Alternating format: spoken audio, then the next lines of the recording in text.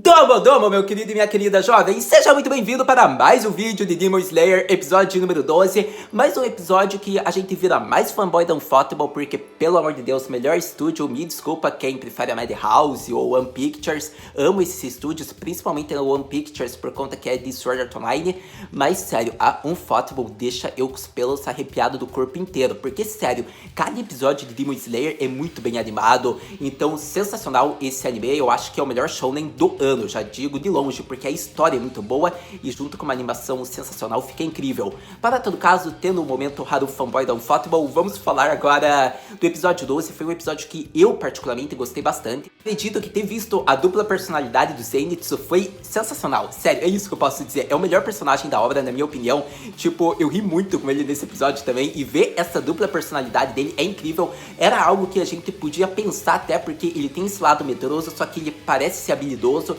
não é à toa que ele é do Esquadrão de Exterminadores, então ele tinha que ser poderoso, e foi mostrado na dupla personalidade dele. A gente também viu outras cenas interessantes, tipo, mostrou como é que são chamados vários tipos de sangue, ou ao menos o mais raro na obra, e a gente ainda viu um pouco do Tanjiro superando seus limites para o próximo episódio, o desfecho, a luta contra um dos ex-Jun Kizuki.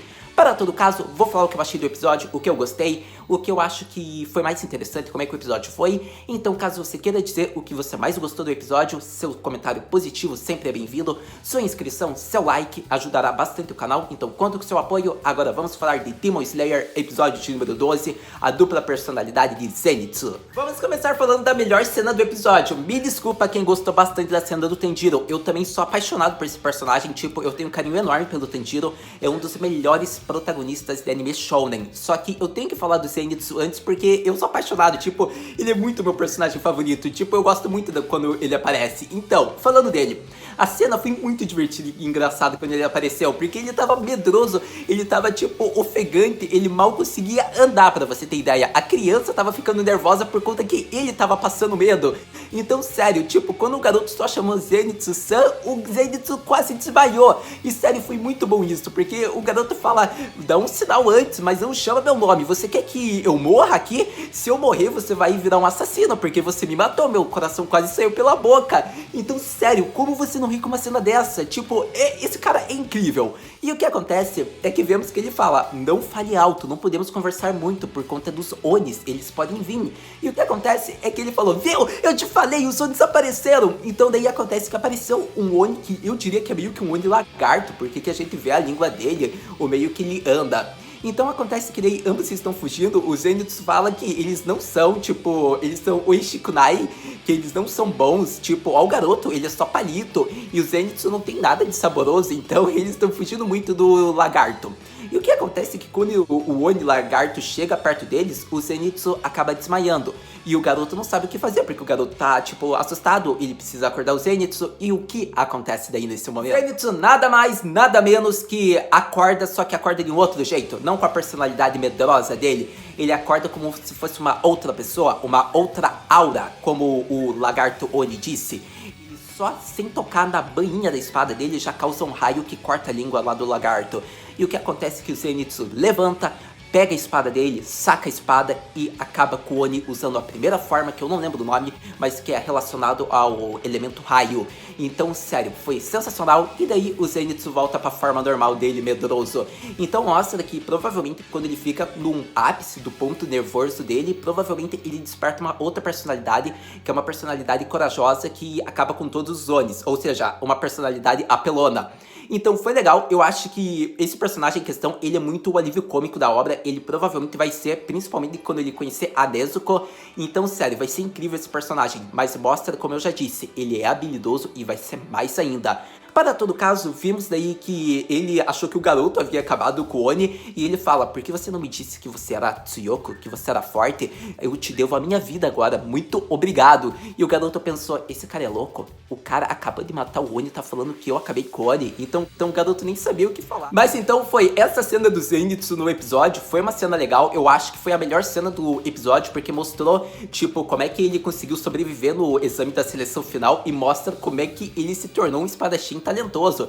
Então, a dupla personalidade de Zenitsu. Só que eu acho que eles ainda vão aproveitar e vão desenvolver mais ao longo da obra. Talvez um episódio que foque em como Zenitsu adquiriu essa dupla personalidade ou algo do tipo. Mas isso só lá mais pra frente, talvez até segunda temporada, talvez eles foquem nisso. Para todo caso, eu gostei e achei bem bacana de falar dessa cena do Zenitsu. Agora vamos para as outras cenas. Vamos falar lá do louco da máscara de javali, porque é assim que eu tenho que chamar esse cara, porque esse cara, tipo, quase pisa em uma criança, ou melhor dizendo, ele pisou numa criança. E daí o Tanjiro, após ver que o cara tava pisando numa criança, ele já joga o cara para longe, tipo, fala: o que você tá pensando, meu irmão, que você tá pisando nessa criança de defesa? Você quer morrer aqui? E daí o cara de javali já fala: Ameaçando, vamos brigar aqui agora.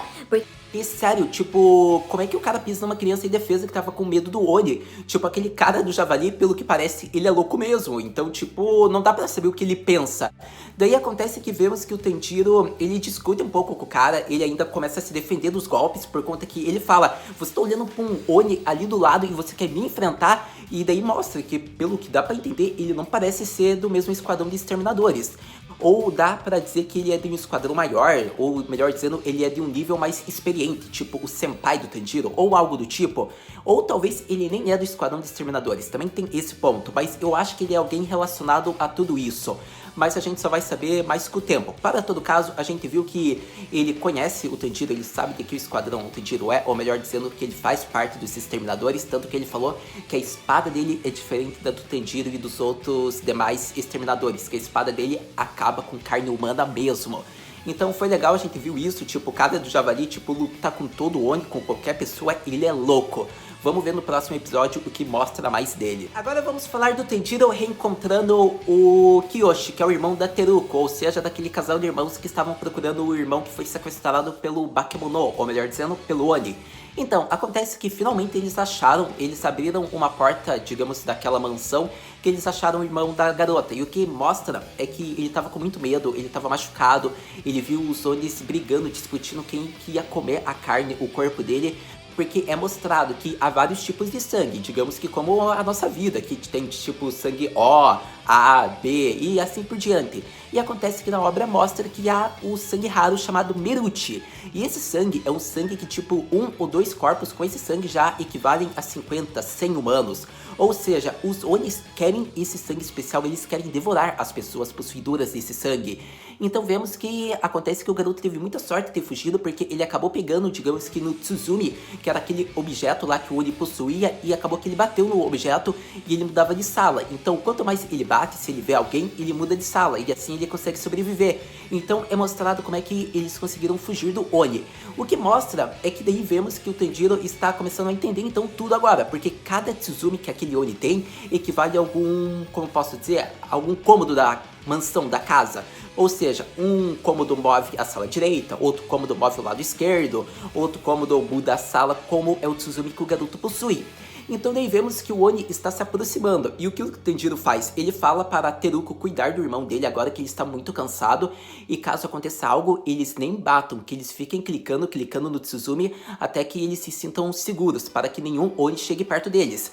O Tanjiro resgatará eles quando ele terminar a batalha contra os Onis, e daí ele vai chamar pelos nomes. Ele nem vai bater na porta. Então assim é meio que eles podem daí confiar que é o Tanjiro que está chegando na sala, e daí eles não precisam bater no Tsuzumi. Então foi bem legal isso. Eu acho que é bem interessante por conta que o Tanjiro tem esse espírito tipo de Aniki, de irmão mais velho para com todos, e eu gosto disso. Para todo caso, vimos daí que aquele corvo também tá lá, então imagine onde tá o Pardal. Coitado do Pardal se tá com o Zenitsu, porque o Pardal deve estar, tipo, quase tendo um infarto com o garoto. Mas o corvo, tipo, apareceu do nada, a gente nem esperava, que ele tava explicando daí sobre os tipos de sangue, tava explicando, falando sobre tudo para que o Tanjiro entenda. Então foi bem bacana isso, vimos daí que os irmãos estão meio que a salvos. E agora a gente vai ver que o Tanjiro vai ir pra batalha contra o Oni, algo que eu tenho que comentar um pouco, mas só vai ser comentado mais no próximo episódio, porque é o próximo episódio que é a batalha. Mas o importante já foi no final. Então vamos falar agora do final do episódio, que foi algo que eu gostei bastante, porque tem a ver, digamos que o amadurecimento do protagonista, digamos que o espírito dele se fortalecendo, digamos que ele está quebrando os limites e está a ponto de não querer desistir, como ele estava querendo desistir logo após ele ver a força do Oni. Algo bacana por conta de que a gente vê que o Tanjiro tem muito aquela figura de Aniki, que é o irmão mais velho, afinal ele é. Só que ele não é só para Nezuko, ele é para todos à volta dele. Veja o Zenitsu, veja a Teruko, veja todas as pessoas que ele já salvou como membro do Esquadrão de Exterminadores. Ele tem essa questão gentileza dele, é isso que ele é, gentil, e ele quer demonstrar isso para todos, protegendo-os do Oni. Então a gente vê que devido à missão que ele teve, a luta lá que a Tamayo-san teve que curar os ferimentos dele, ele ainda não está, digamos, com o 100% do corpo dele, ele está com vários ossos ainda se recuperando, ele está quebrado. Então acontece que ele está a ponto de desistir, e essas dores são tão fortes que fazem ele pensar na pior hipóteses possíveis. Então a gente vê que ele não está aguentando, ele está pensando só nos piores hipóteses, problemas, algo que pode acontecer em torno dele, por conta que se ele fizer um movimento errado, tropeçar, o Oni vai cortar ele ao meio. Então ele está ao ponto de desistir mesmo quando ele lembra dos ensinamentos do Urokodaki Sensei, o mestre dele. Porque ele lembra que o Urokodaki explicou sobre as formas da água, e ele lembra que as formas têm 10. Então tem a forma que você pode fazer com que se torne uma esfera, comprima a sala. Então, lembrando dos vários ensinamentos que o Urokodaki-san ensinou, ele falou também, ele lembrou do Zenitsu, tipo, chorando, falando que um Tanjiro quebrado não adianta nada. Então, meio que lembrando desses companheiros, lembrando dos ensinamentos, ele lembra que ele tem que ficar mais forte, porque não é só porque ele é o irmão mais velho, não é só porque ele tem que aguentar isso, que ele tem que ser essa figura de admiração, de segurança. Ele tem que se tornar mais forte para que não só agora como no futuro ele nunca fique quebrado, que ele nunca desista. Foi algo mais assim que eu interpreto do que ele mesmo mostrou no episódio. Mas foi algo legal porque a gente vê que ele estava ao ponto de desistir, mas como um bom protagonista, ele se levanta e mesmo quebrado, ele vai continuar insistindo. Foi algo bacana, foi algo interessante, porque a gente vê que foi graças também a esses laços que fizeram o Tanjiro ficar mais forte. Então foi bem bacana ele vendo, ele, ou melhor dizendo, ele se preparando aí para lutar contra o Oni. Para todo caso, meu querido e minha querida, foi mais isso o episódio, só que ainda tem algumas coisas que a gente pode conversar, afinal, a gente tem que falar sobre o Oni que o Tanjiro vai enfrentar no próximo episódio. Então, o Oni que o Tanjiro vai enfrentar é um ex-Juni Kizuki, isso mesmo que você ouviu, é um dos desgraçados lá que eram subordinados direto do Muzan. O que acontece é que a gente viu que ele teve, digamos que o título dele retirado, porque ele, pelo que havia aparecido, ele não conseguia mais comer tantos humanos. Então o Muzan já se cansou dele e tirou. E o que acontece é que ele quer ter o título dele de volta. Então ele tá procurando vários humanos com esse sangue raro, o Meruti. Porque assim ele acha que ele vai pelo menos poder, digamos, se tornar parte desse grupo de volta. Mas pelo que a gente sabe do Muzan, não dá pra confiar que mesmo ele comendo, ele vai voltar, não é mesmo? Para todo caso, a gente viu que é por isso que ele tá caçando humanos. E era essa informação a mais que eu queria falar, que o episódio passou, que eu não podia esquecer, porque é uma informação importante. Porque se o Tanjiro vencer esse Oni, ele já está num passo a mais para poder enfrentar o Muzan. Mas então era isso, meu querido e minha querida Kohai, que eu tinha para falar sobre o episódio de número 12 de Demon Slayer Kimetsu no Aiba. Foi um episódio bem bacana, bem interessante, a gente teve parte cômica, a gente teve informações interessantes, além de ver o protagonista, digamos que se levantando novamente para o desfecho dessa luta contra um Oni muito importante. Para todo caso, a animação sensacional da Ufotable Sugoi, foi incrível ver esse estúdio mais uma vez se superando a cada episódio, mostra a qualidade e o quão os animadores devem estar trabalhando, porque a gente sabe que animar esses animes como Fate, como por exemplo, deixa eu pensar em outro agora que eu não lembro, mas talvez Sword Art Online, Kimetsu no Aiba, dá trabalho principalmente em algumas cenas, mas eu diria que Demon Slayer deve estar dando um trabalho muito para os animadores, porque cada cena, por mais simples que seja, tem que ficar bonita, fluida. Então, parabéns animadores desse estúdio, de Demon Slayer, porque vocês estão arrasando no seu trabalho. Para todo caso, já está aqui minha admiração um pouco, porque é um trabalho complicado. Então, era isso que eu queria falar. Eu quero saber a sua opinião sobre o que você achou desse episódio. Foi um episódio que eu particularmente gostei. Quero saber o que você achou.